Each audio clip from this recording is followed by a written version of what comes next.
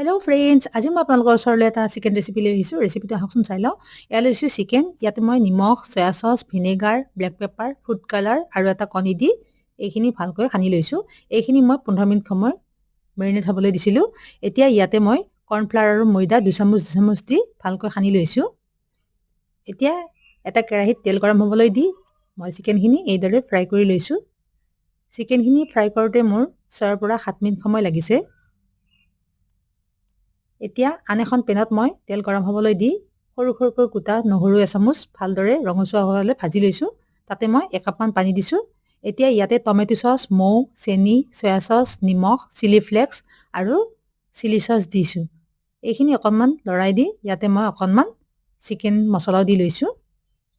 এতিয়া ইয়াতে মই ফ্ৰাই কৰি ৰখা চিকেনখিনি দি লৈছোঁ। এইখিনি অকণমান ইলিটি-শিলিটিকৈ দি ঢাকোন লগাই আৰু 2-3 মিনিট সময় এইদৰে সিজিবলৈ দিলোঁ। শেষত মই এচামুচ নেমু ৰস দিছোঁ। ইয়াৰ ৰেডি। শেষত মই তিল আৰু স্প্ৰিং অনিয়ন দি এইদৰে গাৰ্নিছ কৰি দিলোঁ। ইয়াৰ ৰেডি।